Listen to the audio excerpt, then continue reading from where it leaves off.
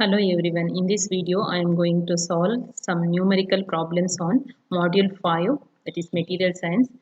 The topics like quantum free electron theory, physics of semiconductors and dielectric materials are included in the Material Science.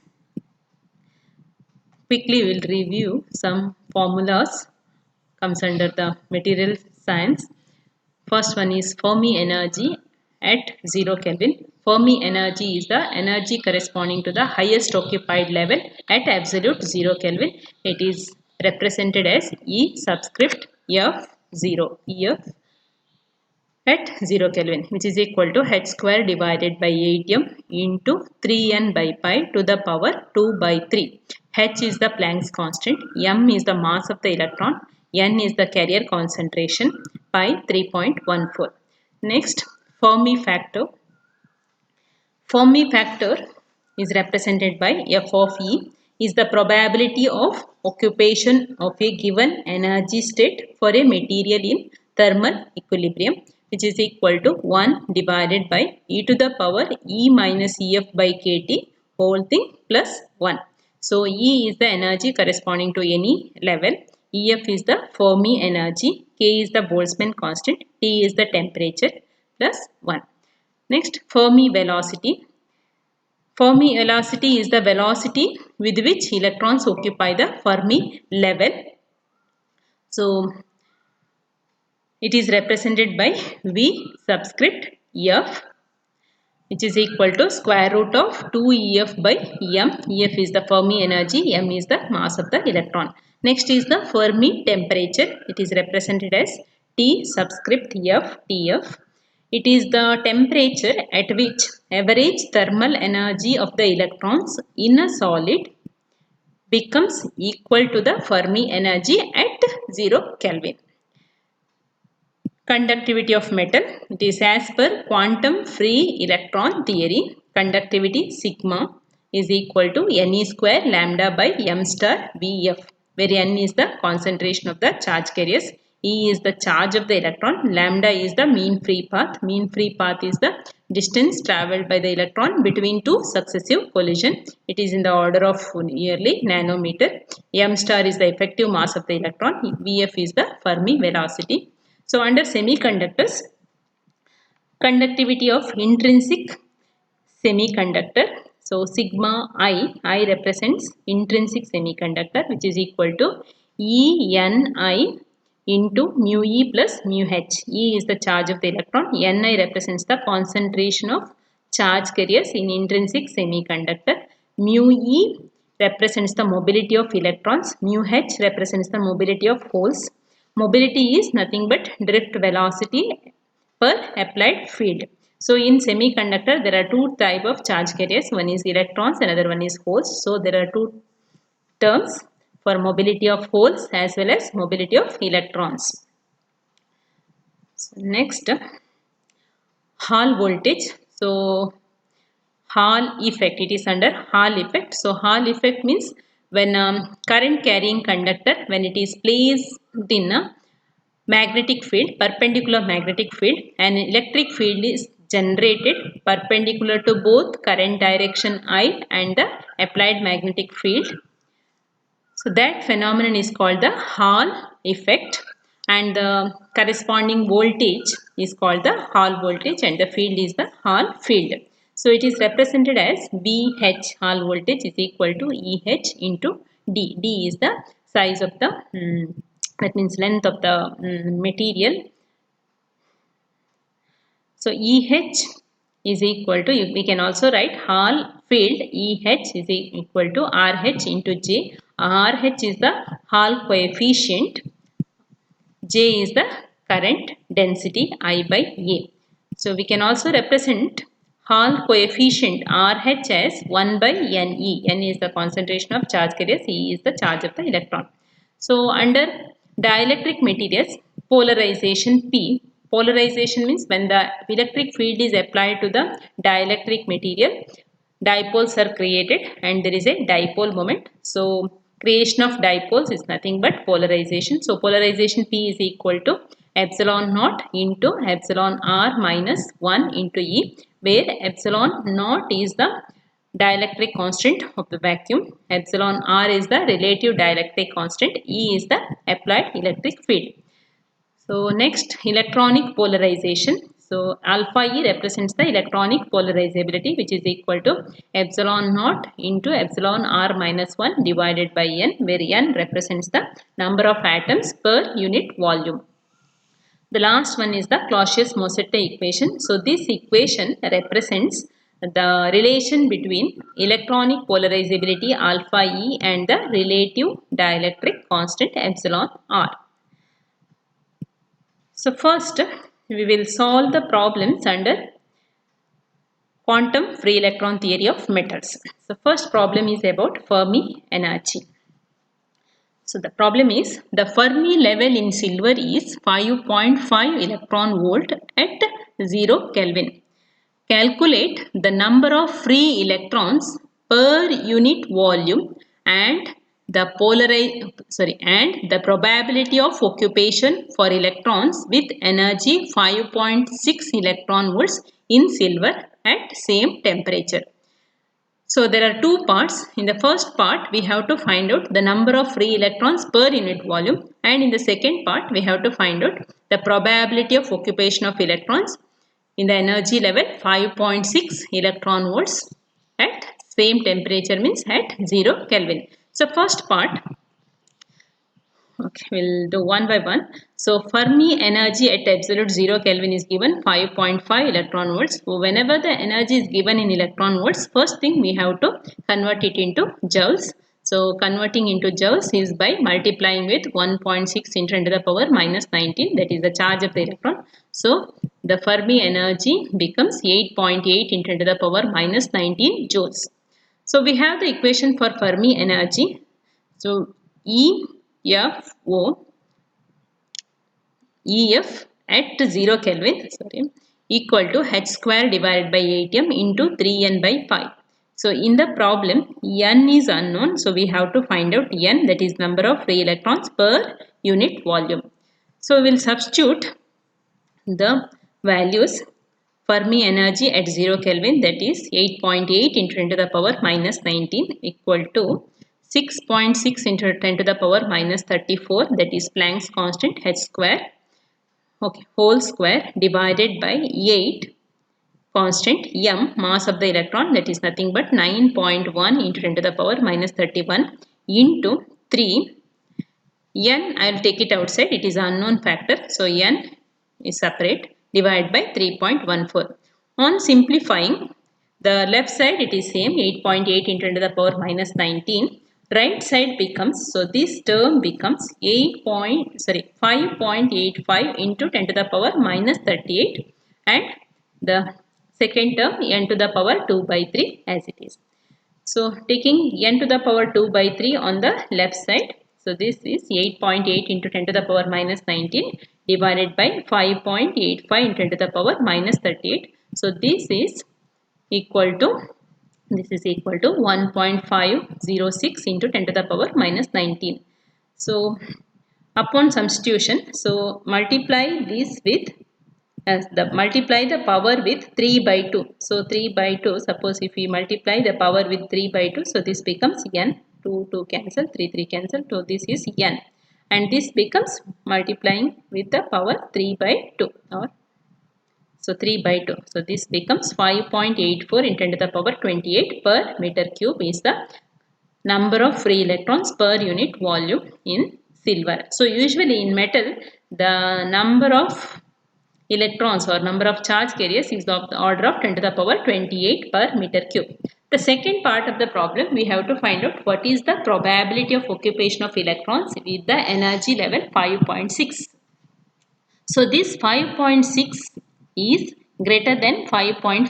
5.5 is the Fermi energy, that means the energy corresponding to the highest occupied level. Above that level, that means 5.6 is lying above 5.5 electron volt. So above the Fermi level, none of the energy levels or energy states are occupied by electrons. That means we cannot find the electrons above the Fermi level.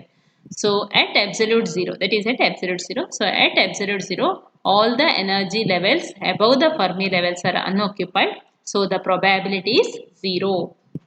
So probability of finding the electron above the at energy level 5.6 electron volt is 0.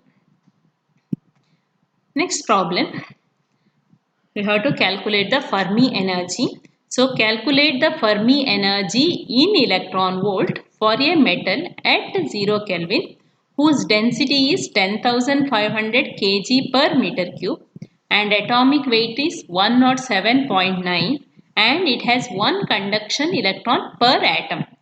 So the data is given, density is given, density of the metal is given, also atomic weight is given.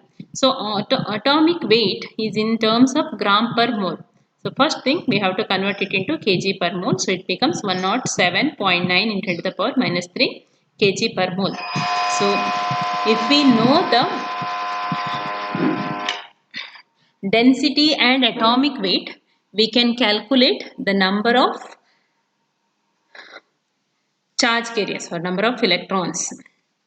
So n is equal to number of free electrons per atom. So this is the formula. N is equal to number of free electrons per atom into Na. Na represents the Avogadro number into density divided by atomic weight. Okay. Upon substitution, number of free electrons per atom, it is 1. It is given 1 conduction electron. So it is 1 into Avogadro number 6.023 into 10 to the power 23 into density 10,500 divided by atomic weight 107.9 into 10 to the power minus 3.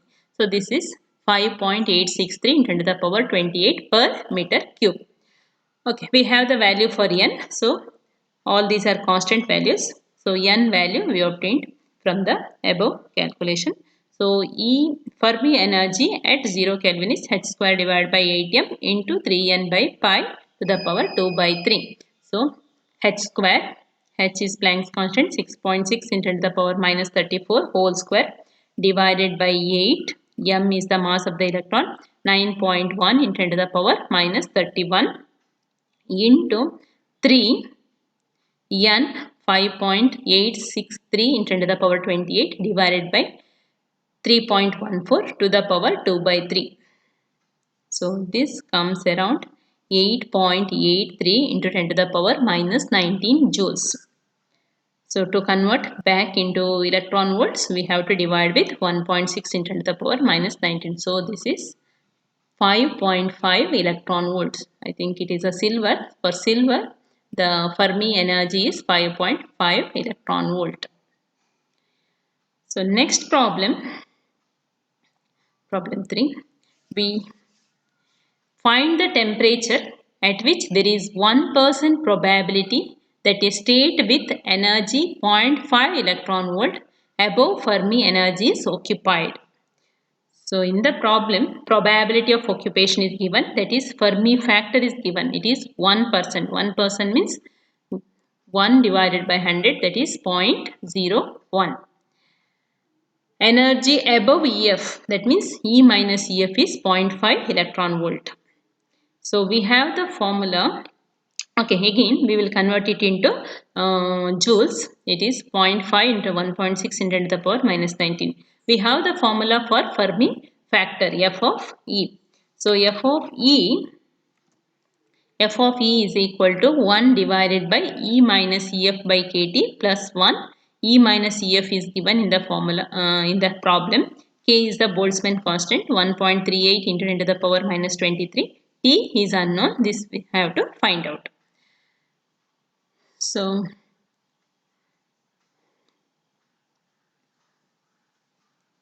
okay, on solving,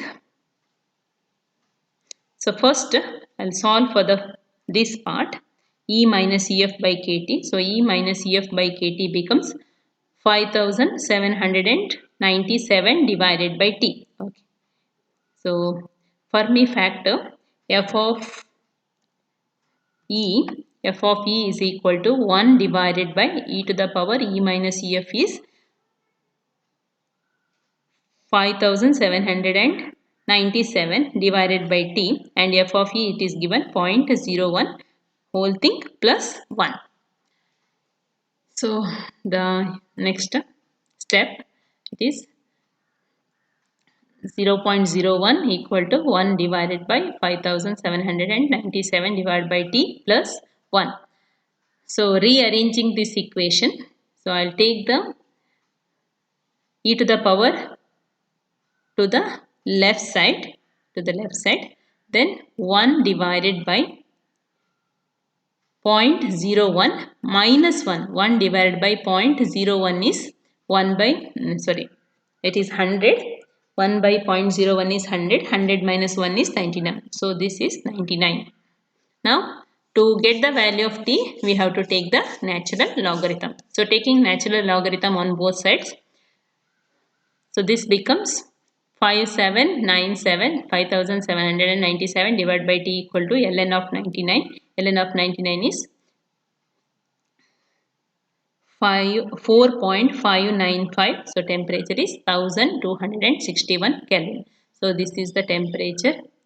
So when the temperature is 1261 at Fermi level, at energy level 0.05, the probability is 1%. Okay, next problem is about carrier concentration when the Fermi velocity is known and relaxation time is given. When the resistivity and relaxation time is given. Okay. The fourth problem, the relaxation time for conduction electrons in copper is 2.6 into 10 to the power minus 14 second. If the copper has resistivity of 1.6 into 10 to the power minus 8 ohm and Fermi energy of 7 electron volt, find the charge density and Fermi velocity. So relaxation time of the copper is given. It is 2.6 into 10 to the power minus 14 second. So usually relaxation time is the order of minus 14 second. And resistivity is nothing but the reciprocal of conductivity is 1.6 into 10 to the power minus 8. And Fermi energy 7 electron volts. Okay, so first we'll convert the Fermi energy into joules, electron volts to joules. So multiplying with 1.6 into 10 to the power minus 19, we'll get 11.2 into 10 to the power minus 19 joules is the Fermi energy. So we have the equation Fermi energy is equal to half kinetic energy. Equal to kinetic energy. It means the energy associated with the electron to move to the Fermi level. So upon simplifying, Vf is equal to square root of 2Ef by m. So on substitution, 2 into 11.2 into 10 to the power minus 19 divided by 9.1 into 10 to the power minus 31, which is equal to 1 point to the power half anyway. 1.57 into 10 to the power 6 meter per second. So this is the Fermi velocity or the velocity with which electrons will occupy the Fermi level. So we are asked to find out the charge density. So to find out the charge density, we should find out lambda also. Okay, because this is the formula to find out the charge density. So lambda. So mean free path means it is a distance. So distance is equal to velocity into time or velocity equal to distance by time. So mean free path lambda is equal to Fermi velocity into relaxation time tau. So it is 1.57 into 10 to the power 6 Fermi velocity into relaxation time 2.6 into 10 to the power minus 14. So this becomes 4.082 into 10 to the power minus 8 meter or 40 nanometer. Okay, we'll calculate N, that is charge density. So we have the equation for conductivity as per quantum free electron theory. Conductivity is equal to Ne square lambda by mVf. So in the problem, resistivity is given. So resistivity is the reciprocal of conductivity. Okay, rearranging this equation for N. So we'll get mVf, it goes here, divided by rho E square lambda. Rho represents the resistivity, is the reciprocal of conductivity. So m, mass of the electron 9.1 into 10 to the power minus 31 into Fermi velocity 1.567 into 10 to the power 6 divided by rho, that is resistivity 1.6 into 10 to the power minus 8 into, so this is 19, sorry, 90, 1.6 into 10 to the power minus 19 whole square, because it is e square, into 4.082 into 10 to the power minus 8. So this becomes 8.54 into 10 to the power 28 per meter cube is the concentration of the or charge density of the electrons. So we can calculate the charge density by knowing the conductivity as well as the relaxation time, as also Fermi velocity energy. So next problem is under semiconductors. The problem is the resistivity of germanium. Germanium is an intrinsic semiconductor, is at 27 degrees Celsius is equal to 0.47 ohm meter. Assuming electron and hole mobilities are 0.38 and 0.18 meter square per volt second respectively, calculate the intrinsic carrier concentration. The data is given: resistivity of germanium, that is the reciprocal of conductivity, equal to 0.47 ohm meter. Electron mobility, that we can represent it as mu subscript E, mu E, equal to 0.38 meter square per volt second, and hole mobility mu H is 0.04. What is the carrier concentration? Ni. So we have the formula for carrier concentration. Ni is equal to upon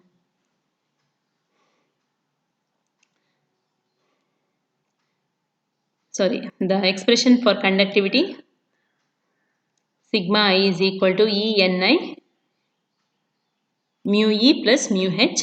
So rearranging this equation for resistivity rho I, so Ni becomes 1 by rho I into mu E plus mu H. So Ni is 1. Substituting for rho 0.47 into E 1.6 into 10 to the power minus 19 and into 0.38 plus 0.18. Sorry, 0.38 plus 0.18. This is 18. So 2.37 into 10 to the power 19 per meter cube is the concentration of. So intrinsic carrier concentration is 2.37 into 10 to the power 19 per meter cube. Usually in the semiconductor is the order of 10 to the power 18 to 22 per meter cube. Next problem.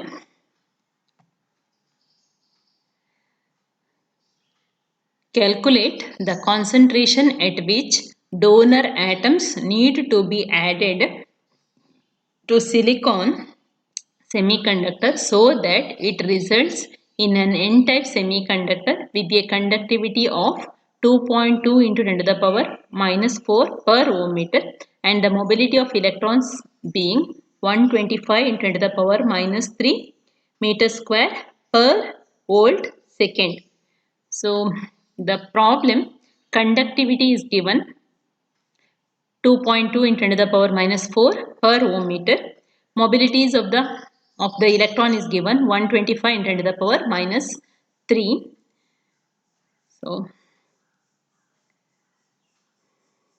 So it is an n-type semiconductor. So only the mobility is due to the electrons. So only the electrons are the majority carriers. So the formula becomes conductivity is equal to E mu E.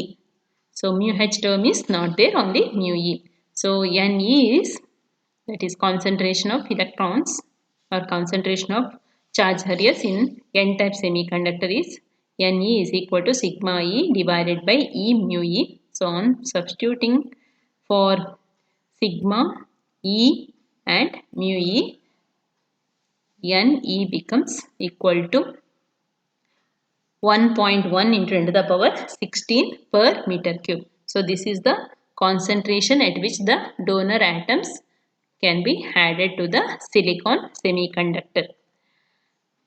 The next problem is about Hall effect. So the problem is a rectangular plane sheet of semiconductor material has a dimensions 2 centimeter along y direction, that is in this direction the dimension is 2 centimeter, that means D is 2 centimeter, and 1 mm along z direction, W 1 mm along z direction.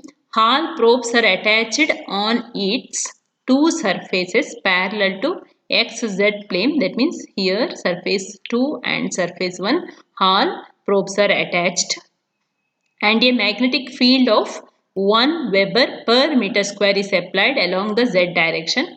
So this is z direction. Along this z direction magnetic field is applied. A current of 3 milliampere is flowing in it in the x direction. So this x direction current is flowing.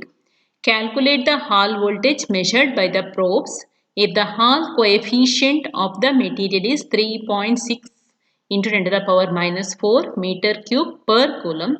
Also calculate the charge carrier concentration. So in the problem, magnetic field is given. It is 1 Weber per meter square. Current I, it is 3 milliampere.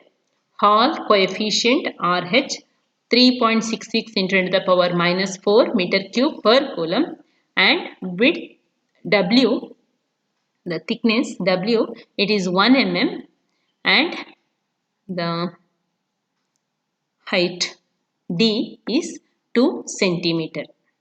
So in the Hall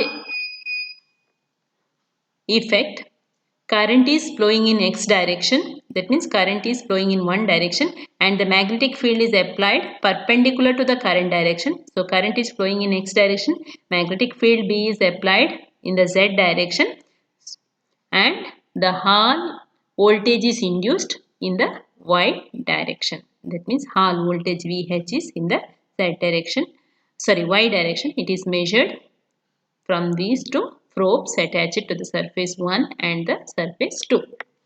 Okay, so first we'll find out Hall field. We have the formula Hall voltage VH is equal to EH into D. So EH equal to RHJB. So first we will solve for EH. So EH equal to RH, that is 3.66 into 10 to the power minus 4 into J. J is the current density. J is I by A, current flowing per unit area. I is 3 milliampere. So 3 into 10 to the power minus 3 by area. Area is this W into D. W into D is 2 into 10 to the power minus 5, because this is in mm, convert it into meter, this becomes 10 to the power minus 3, 1 into 10 to the power minus 3, and this is 2 into 10 to the power minus 2. That's 5 into 1. P is the magnetic field, 1 Weber per meter square, 1. So this becomes 0.0549 is the EH Hall field. So we have the Hall field and we have the value of D. So we can calculate Hall voltage. So Hall voltage is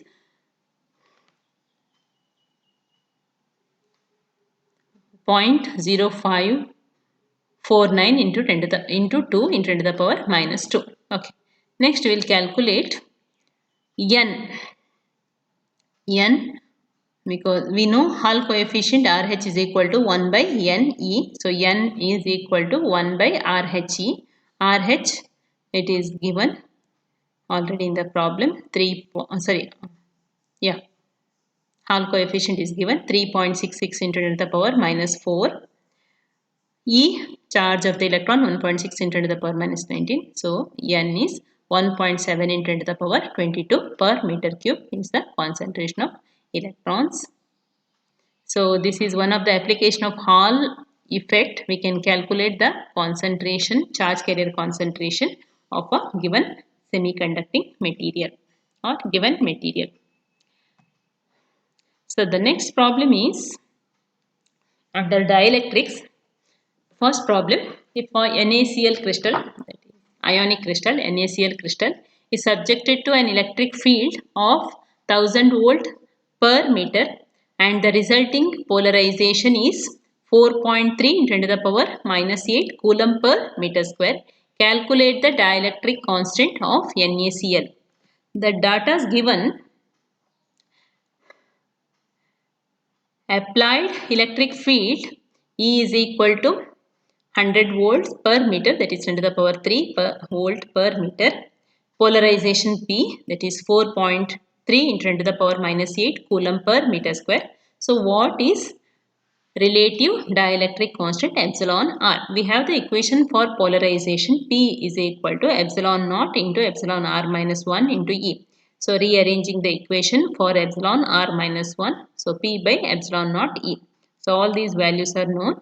So on substituting P 4.3 into 10 to the power minus 8 divided by epsilon naught is a constant value 8.85 into 10 to the power minus 12 into E, it is given 10 to the power 3 plus 1 into ER. So relative dielectric constant of NaCl is 5.85. So next problem, same thing, we have to find out the relative dielectric constant of a inert gas, krypton. The electronic polarization of krypton gas is 3.54 into 10 to the power minus 40 farad meter square if the gas contains 2.7 into 10 to the power 25 per meter cube at NTP. Calculate the dielectric constant. So electronic polarizability is given, number of krypton atoms per unit volume is given, that is number density of krypton is given. So you have to find out epsilon r, that is relative dielectric constant. So electronic polarizability alpha E is equal to epsilon naught into epsilon r minus 1 divided by n. So rearranging the equation for epsilon r, epsilon n alpha E by epsilon naught plus 1. On substituting n value 2.7 into 10 to the power minus 10 to the power 25 into 3.54 into 10 to the power minus 40 electronic polarizability divided by the constant 8.8 into 10 to the power minus 12 plus 1, it is 1.0018. So the inert gas krypton, the relative dielectric constant is 1.0018.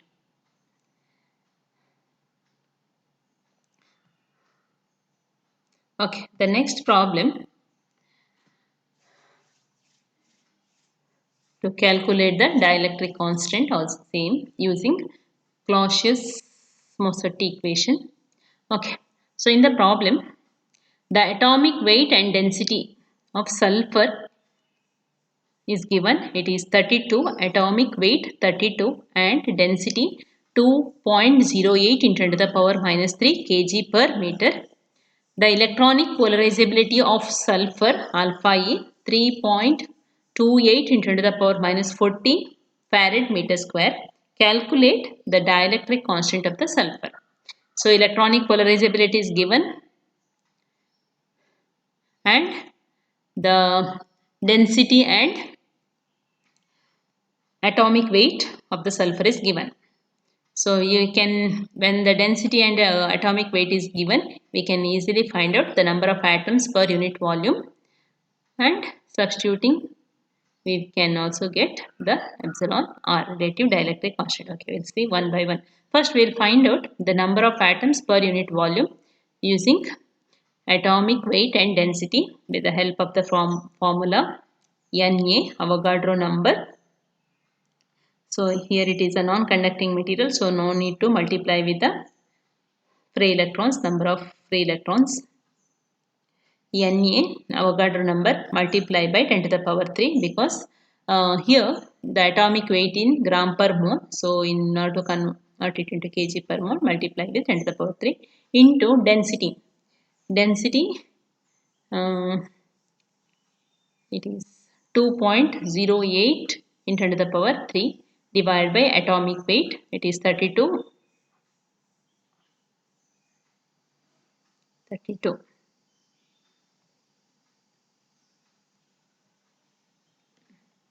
Okay, continuing with this. So n value, it is 3.89 in 10 to the power 28 per meter cube, number of atoms per unit volume.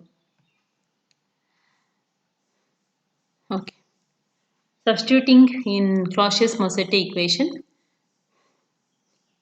n alpha e, n 3.89 in 10 to the power 28, alpha e, it is given already in the problem, 3.28 in 10 to the power minus 40 divided by